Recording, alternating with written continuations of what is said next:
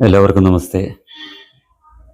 ജിഹാദികളായ Jamaat-e Islami, SDPI, popular front എന്നിവരുടെയും CPM-ൻ്റെയും മാനസപുത്രൻ ഹിരൺദാസ് മുരളി എന്ന റാപ്പർ വേടനെതിരെ ബലാത്സംഗ കേസ് ഉയർന്നു വന്നിരിക്കുന്നു. തന്നെ വിവാഹ വാഗ്ദാനം നൽകി 2021 മുതൽ 2023 വരെ വിവിധ സ്ഥലങ്ങളിൽ എത്തിച്ച് ബലാത്സംഗം ചെയ്തു എന്നാണ് ഒരു യുവതി തൃക്കാക്കര പോലീസിൽ പരാതി നൽകിയിരിക്കുന്നത്.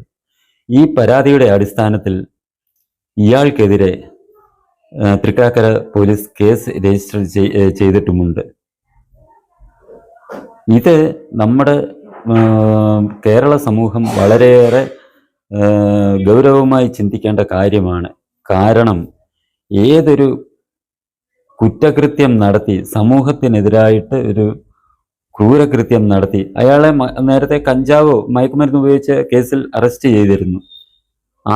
ആ കേസ് പോലും ഈ നാട്ടിൽ ഈ ജാതീയ സ്പർദ്ധ വളർത്തണം എന്നുള്ള ഉദ്ദേശത്തോടു കൂടി അയാൾക്ക് ഒരു പട്ടികജാതി പരിവേഷം നൽകി ആ പട്ടികജാതിക്കാരനെ പീഡിപ്പിക്കുന്നു എന്ന് വരുത്തി തീർത്തുകൊണ്ട് ആ കേസ് പോലും ഇല്ലാതാക്കാനാണ് CPM-ഉം ഈ ജിഹാദികളും ശ്രമിച്ചത്. CPM-നത് എളുപ്പം പറ്റും, കാരണം അവരാണ് ഭരിക്കുന്നത്, സംസ്ഥാനം ഭരിക്കുന്നത് CPM ആയതുകൊണ്ട് ഒരു കേസ് ഒരാളുടെ പേരിൽ കേസ് എടുക്കാനും കേസ് ഇല്ലാതാക്കാനും അവർക്ക് കഴിയും. ജിഹാദികൾക്കൊപ്പമാണ് അവർ ഈ CPM പ്രവർത്തിക്കുന്നത്. അതിനാൽ ജിഹാദികളും CPM-ഉം ഒരുമിച്ച് നിന്നാണ് ഇയാൾക്കെതിരായ ആ മയക്കുമരുന്ന് കേസ് ഇല്ലാതാക്കാൻ ശ്രമിച്ചത്.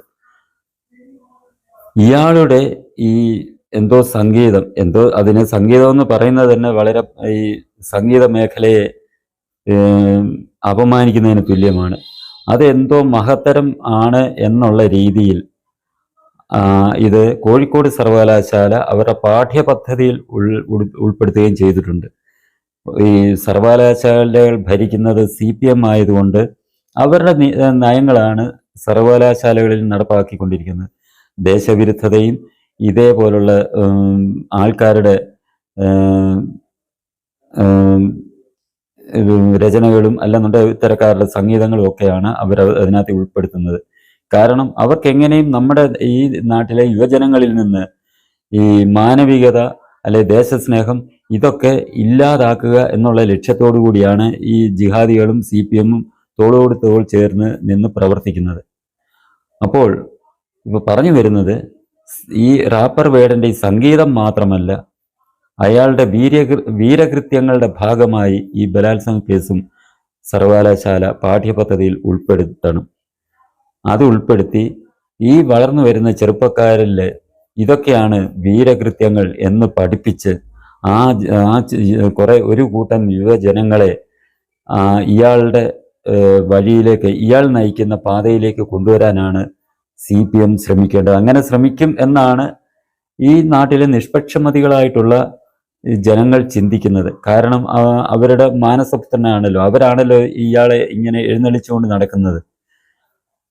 തന്നെയല്ല, കുറെ ചാനലുകൾ, ഒരു ജിഹാദി ചാനലായ മീഡിയ വൺ, അതിനകത്തിലെ ഏറ്റവും വലിയ ജിഹാദിയായിട്ട് ഇപ്പോൾ പ്രവർത്തിക്കുന്ന പ്രമോദ് രാമൻ എന്ന ഒരു വിദ്വാൻ, അയാളാണല്ലോ ആ ചാനലിന്റെ മേധാവി.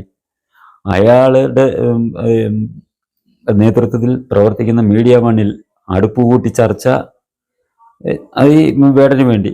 പിന്നെ ഒരു കാട്ടുകളന്റെ ചാനലില് മൊട്ട ഇരുന്ന് ഇവന്റെ ജീവചരിത്രം ഇതെല്ലാം അങ്ങോട്ട് അവതരിപ്പിച്ച് ഈ വേടൻ എന്തോ മഹാത്മാവാണെന്നുള്ള രീതിയിൽ ഉള്ള പ്രചരണവും കൂടി നടത്തിയിരുന്നു.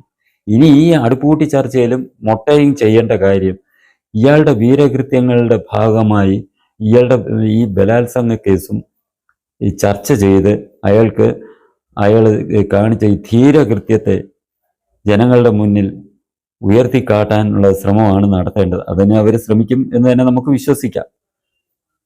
ഈ സമൂഹം ഇത്രമാത്രം ഈ കലുഷിതമാക്കാൻ ഈ വേടനെ ഉപയോഗിച്ചത് എങ്ങനെയെന്ന് നമ്മൾ ചിന്തിച്ചു നോക്കുക. ഇയാളെ ഒരു പട്ടികജാതിക്കാരനായാണ് ഇവർ അവതരിപ്പിച്ചത്. പട്ടികജാതിക്കാരനായി അവതരിപ്പിച്ചിട്ട് ഒരു പട്ടികജാതിക്കാരനെതിരെ മറ്റുള്ള ഹൈന്ദവ വിഭാഗം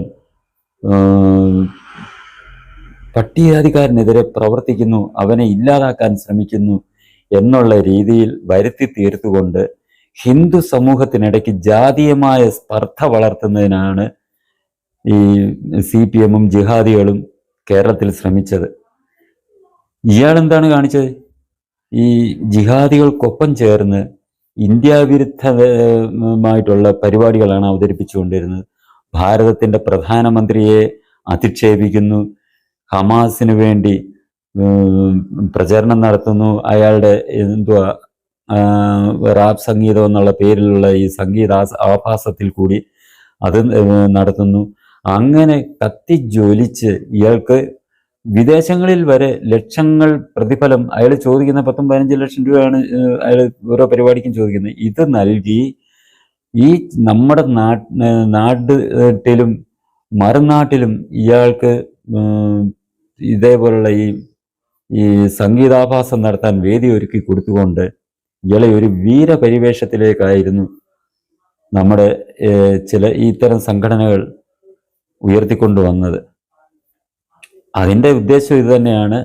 എവിടെ ഒരു രാജ്യത്തിന് വിരുദ്ധമായിട്ടോ അല്ലെ ഹിന്ദു സമൂഹത്തിൽ ഭിന്നതയുണ്ടാക്കാൻ ഒരാളെ എങ്ങനെ ഉപയോഗിക്കാം എന്ന് ഇവർ ആലോചിച്ച് എടുത്ത് നടപ്പാക്കുന്ന കാര്യങ്ങളാണ് ഇപ്പോൾ പലതും നമ്മൾ കണ്ടുകൊണ്ടിരിക്കുന്നത്. അതിൻ്റെ ഭാഗമായി തന്നെയാണ് ഇയാളെ ഇത്തരം സംഘടനകൾ ഉയർത്തിക്കൊണ്ടു വന്നത്. ആരേലും ഇയാളെ വിമർശിച്ചാൽ, ഈ പന്തളത്തുള്ള ഒരു CPM നേതാവ്, അദ്ദേഹത്തിൻ്റെ ഒരു ഫേസ്ബുക്ക് പോസ്റ്റ് ഉണ്ടായിരുന്നു. അദ്ദേഹം CPM-ന്റെ ഏരിയ കമ്മിറ്റി അംഗമാണ്, പട്ടികജാതി ക്ഷേമ സമിതിയുടെ ചുമതലയുണ്ട്. റാപ്പർ വേടന് ഏതെങ്കിലും ക്ഷേത്രങ്ങളിൽ സംഗീത പരിപാടി നടത്താൻ അനുമതി കൊടുത്തില്ല എന്നുണ്ടെങ്കിൽ അവർക്കെതിരെ പട്ടികജാതി പീഡനത്തിന് കേസ് കൊടുക്കും എന്നുവരെ പോസ്റ്റ് ഇട്ടിരുന്നു. അപ്പം ആളുകളെ ഭീഷണിപ്പെടുത്തുകയാണ് ഈ VK മുരളി ചെയ്തത്. അതായത് ഏതെങ്കിലും ഒരു ക്ഷേത്രം, ഇപ്പൊ സർക്കാർ ക്ഷേത്രങ്ങൾ ആണല്ലോ നമ്മുടെ നാട്ടിലുള്ള മഹാക്ഷേത്രങ്ങളിൽ ഭൂരിപക്ഷവും, അവിടുത്തെ ഉപദേശക സമിതികൾ എന്ന് പറഞ്ഞാൽ അവിടുത്തെ ഭക്തരുടെ ഒരു കൂട്ടായ്മയാണ്. ഇതിൽ തന്നെ പലയിടത്തും ഉപദേശക സമിതികളിൽ ഈ ക്ഷേത്രവിരുദ്ധരും അവിശ്വാസികളുമായ CPM-മാര് കയറിപ്പറ്റാൻ ശ്രമിക്കുന്നുണ്ട്. അത്തരക്കാര് ഇവിടെ ഈ റാപ്പർ വേദൻ ഹിന്ദു വിരുദ്ധമായിട്ടുള്ളതും ക്ഷേത്രവിരുദ്ധമായിട്ടുള്ളതുമായ ഭാരതവിരുദ്ധവുമായിട്ടുള്ള പരിപാടികൾ അവതരിപ്പിക്കാൻ അവർ അനുകൂലമായി നിൽക്കും, അവരതിനുള്ള സാഹചര്യം ഒരുക്കി കൊടുക്കും.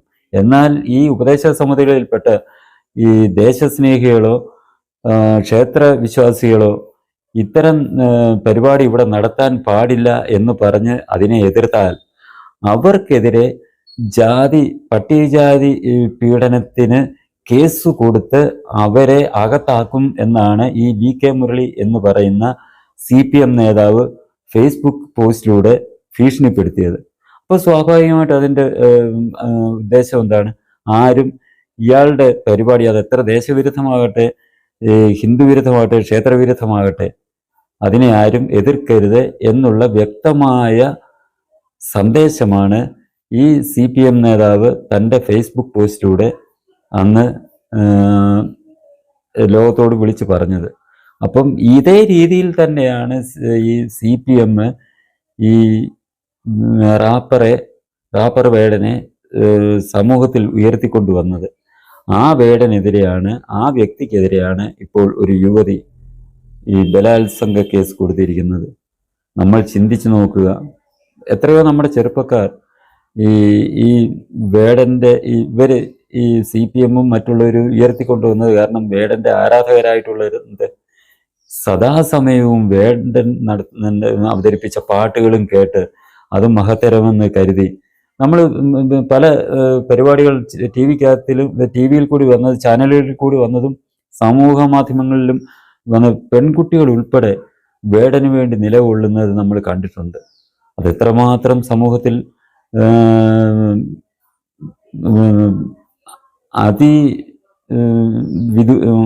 അതീവ ഗുരുതരമായ ഭവിഷ്യത്ത് ആണ് ഉണ്ടാക്കുന്നത് എന്നുള്ള കാര്യത്തെക്കുറിച്ച് നമ്മൾ ചിന്തിക്കാതെയാണ് പലരും ഇതിനെ അനുകൂലിച്ചത്.